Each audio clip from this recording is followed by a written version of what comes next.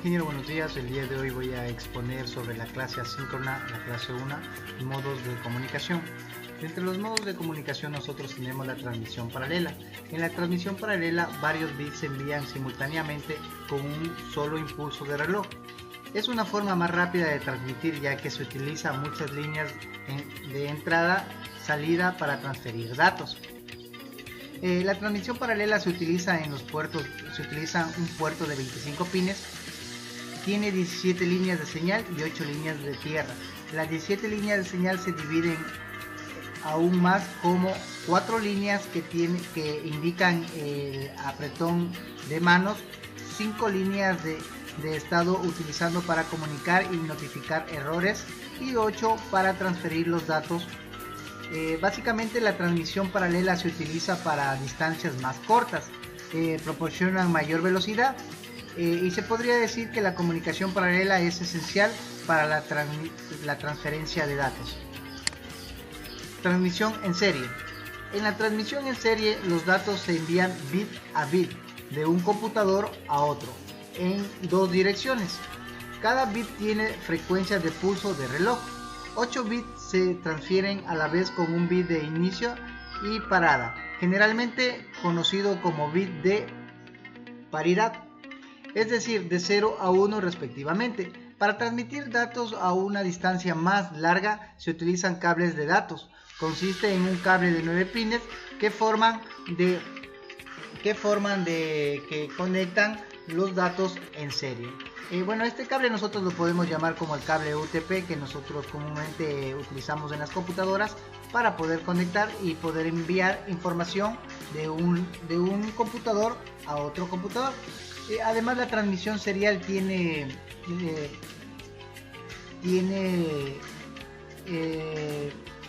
algunas ventajas y desventajas, que dice que la transmisión en serie requiere una sola línea para comunicarse y transferir datos, mientras que la transmisión en paralelo requiere múltiples líneas. La transmisión en serie también es utilizada para comunicación a larga distancia, mientras que la transmisión en paralelo se la utiliza para distancias mucho más cortas. El error y el ruido son menos en serie y en comparación con la transmisión paralela, dada que un bit sigue a otro en la transición en serie, mientras que la transición en paralelo varios bits se envían conjuntamente. La transición paralela es más rápida a medida de que los datos se transmiten utilizando múltiples líneas, mientras que la transmisión en serie los datos se transmiten a través de un solo cable. Ejemplos de conexión asíncrona. La conexión asíncrona es un término que se origina en las telecomunicaciones. Se refiere a la transmisión de datos sin sincronizar con un reloj, lo que significa que esta información proviene de un intercambio intermitente y no de un flujo constante. No sucede esto a tiempo real porque el emisor y el receptor intercambian información de manera diferida. Por ejemplo, una persona que deja un comentario o un blog. Como podemos observar, nosotros tenemos aquí en la imagen una conexión asíncrona donde nosotros podemos enviar a una persona enviar un MSS o a otra para avisarle lo que consiguió entradas para ir al cine. O sea, esa sería una parte de un ejemplo de conexión asíncrona. O distintas personas que debaten un foro, en las intervenciones pueden suceder con mucha frecuencia de tiempo. Tenemos lo que es la conexión síncrona. La comunicación síncrona sucede en tiempo real, es decir, el emisor y el receptor están conectados y están participando de un intercambio de manera simultánea, como por ejemplo tenemos dos personas hablando por chat, o los empleados de una empresa realizando una videoconferencia para debatir sobre cómo organizar el trabajo, o lo que nosotros utilizamos comúnmente cuando como los maestros nos dan las clases a través de las videollamadas virtuales. Estos serían ejemplos de conexión síncrona. También tenemos los sistemas de control centralizado. En los sistemas de control centralizado, pues nosotros tenemos sistemas de detección de incendios y sismos, sistemas de extinción de incendios, sistemas de administración y energía eléctrica, iluminación de UPC, sistemas de administración de combustibles y sistemas de aguas sanitarias. También tenemos los sistemas de control distribuido. Los sistemas de control distribuido se utilizan comúnmente en procesos de servicio común, como por ejemplo nosotros tenemos aquí la agricultura, las plantas químicas, petroquímica, petróleo y refinerías, centrales nucleares, plantas de tratamiento de agua, plantas de tratamiento de aguas residuales, procesamiento de alimentos y fabricación de automóviles. Como podemos observar nosotros aquí en la imagen, tenemos un PC de ingeniería donde se empieza a trabajar toda la información y pasa por medio de un HMI y a las redes de comunicación, y a su vez los controladores y distribución empiezan a trabajar en los actuadores, sensores y máquinas de nuestra empresa por medio de nuestro sistema de control distribuido. Tenemos también los transportes de señal. Dentro de los medios de transmisión guiados, los más utilizados en el campo de las telecomunicaciones y la interconexión de computadoras son tres: el cable de par trenzado, el cable coaxial y la fibra óptica. Como nosotros podemos observar aquí en la imagen, nosotros tenemos aquí el cable de par trenzado. Este cable de par trenzado está dividido tiene su envoltura, su blinde de trenzado, blindaje de papel metálico y pares trenzados. También tenemos el cable coaxial, que de igual manera pues tiene su cubierta exterior, su blindaje trenzado, el blind, el conductor central y dieléctrico. Por lo general este cable que está aquí nosotros lo utilizamos en la transmisión de datos para enviar señal hacia un televisor o a través de una antena, para que se pueda visualizar en una televisión pues las imágenes que se está recibiendo. De igual manera, en el cable de par trenzado, este se lo utiliza en las computadoras, el cable UTP que generalmente utilizamos, o el cable de red que sabemos comprar para conectar y transmitir datos de un computador a otro. Y también tenemos el cable de fibra óptica. Como podemos observar aquí en la imagen, este cable pues está de igual manera, tiene ese recubrimiento exterior, que es la parte de aquí, la armadura laminar y capas aislantes, que serían estas partes de plástico que se encuentran aquí, el buffer, que sería toda la parte de aquí, los hilos de la fibra y el núcleo del cable óptico. También podemos encontrar ejemplos de enlace óptico. Como podemos observar aquí en la imagen, nosotros tenemos un ejemplo claro de un enlace óptico. Nosotros tenemos una cámara, ¿sí? Una cámara que esta cámara está monitoreando. Podríamos poner un ejemplo de un circuito cerrado de videovigilancia en los hogares.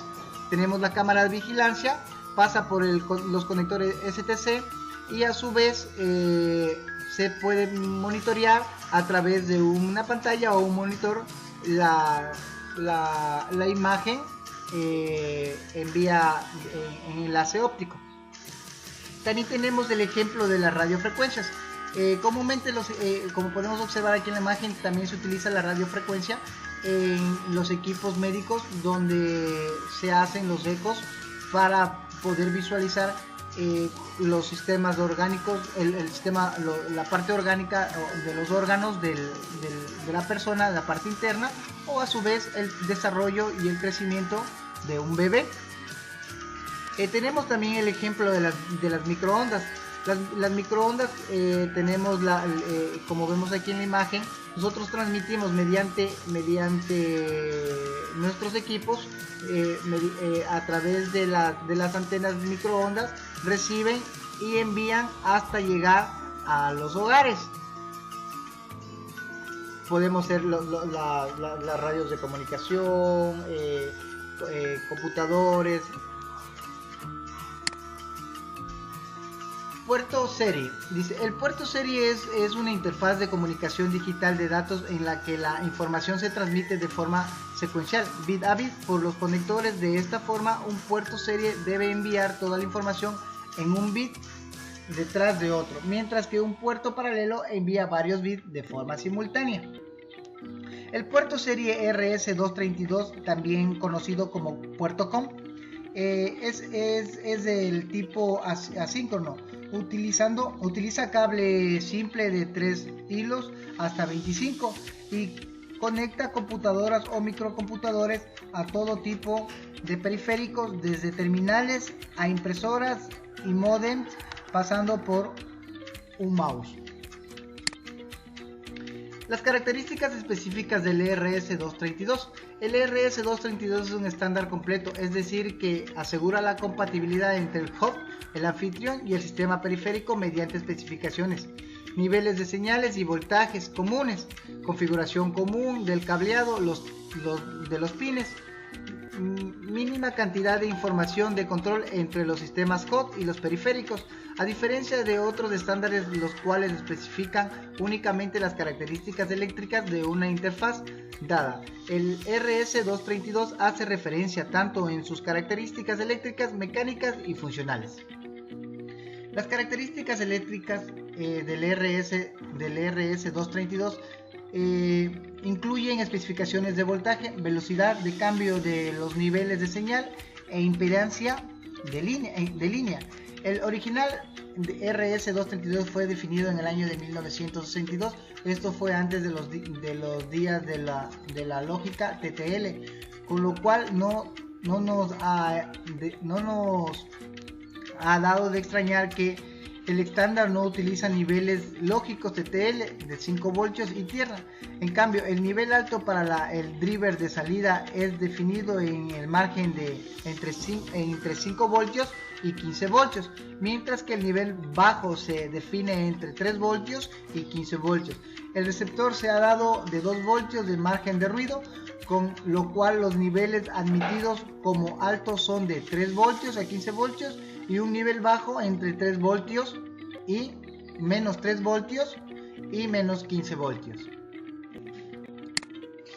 Características funcionales. Las características funcionales nos habla de las funciones que desempeña la distancia de señal que son usadas en la interfaz. Esta señal está dividida en 4 diferentes características, como la característica común, la característica de datos, la de control y la de temporización. Las características mecánicas. En el tercer área cubierta por lo que concierne el RS232 es la interfaz mecánica a partir del RS232. Especifica un conector de 25 pines. Este es el tamaño de conector mínimo que puede acomodar todas las señales definidas en la proporción funcional de la norma. La asignación de este pin para este conector podemos observarlo aquí en la figura. Como podemos observar aquí, nosotros tenemos el puerto RS232. En los computadores, en los monitores convencionales, nosotros podemos tener esta clase de puerto que nos permite pues también a la vez recibir la información de un computador. También podemos recibir y como también podemos enviar información hacia ciertos tipos de computadores donde se necesita pues tener comunicación directa con ella, pues ya sea para programar o para descargar datos de información a través del conector RS232. Bueno, ingeniero, esa fue toda la explicación acerca de la clase asíncrona número 1. Muchas gracias.